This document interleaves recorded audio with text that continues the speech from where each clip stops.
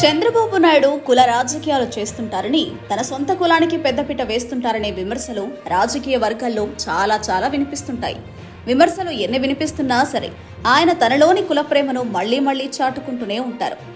తాజాగా ఇప్పుడు ఈనాడు దినపత్రిక అధినేత రామోజీరావుకు మరణానంతరం భారతరత్న ఇవ్వాలనే డిమాండ్ను భుజానికెత్తుకున్నారు. రామోజీరావు తెలుగు మీడియాకు మాత్రమే కాదు, దేశంలోని పత్రికా రంగానికి సంబంధించి ఒక గొప్ప వ్యక్తి అనడంలో సందేహం లేదు.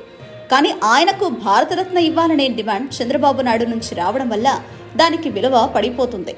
చంద్రబాబు నాయుడు కేవలం ఒక రాజకీయ గిమ్మిక్కులాగా స్వకులం వారందరినీ సంతుష్టపరచడానికి మాత్రమే రామోజీకి భారతరత్న అనే పాట ఎత్తుకున్నట్టుగా పలువురు భావిస్తున్నారు. తెలుగుదేశం పార్టీ వ్యవస్థాపకులు నందమూరి తారక రామారావుకు భారతరత్న ఇవ్వాలని చంద్రబాబు నాయుడు తనకు ఎన్టీఆర్ పేరును స్మరించుకోవాల్సిన అవసరం వచ్చినప్పుడల్లా ఒక పాట పాడుతూ ఉంటారు. చంద్రబాబు నాయుడు ఎన్టీఆర్కు భారతరత్న అనే పాట ఎత్తుకున్న తర్వాత కేంద్ర ప్రభుత్వంలో తెలుగుదేశం భాగస్వామిగా ఉండడం ఇది రెండోసారి.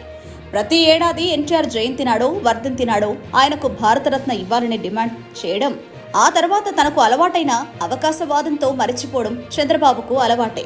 ఇప్పుడు ఇదే అవకాశవాద ధోరణిలో రామోజీరావు సంస్మరణ ఏర్పాటు చేసిన కార్యక్రమంలో ఆయనకు భారతరత్న ఇవ్వాలనే డిమాండ్ వినిపించారు. రామోజీకి అత్యున్నత గౌరవం దక్కితే చాలా మంది సంతోషిస్తారు. కానీ చంద్రబాబు నాయుడు చిత్తశుద్ధితో ఆ మాటలు అన్నాడంటే మాత్రం నమ్మలేకపోతున్నారు. ఆయనకు నిజంగా చిత్తశుద్ధి ఉంటే ముందు ఎన్టీ రామారావుకు భారతరత్న ఇప్పిస్తారని ఆ తర్వాత రామోజీరావు పేరు తెరపైకి వస్తుందని అంటున్నారు. ఏ రోటికాడ ఆ పాట పాడే అలవాటున్న రాజకీయాల్లో చంద్రబాబు నాయుడు మాటలను నమ్మడం కష్టమని పలువురు అంటున్నారు.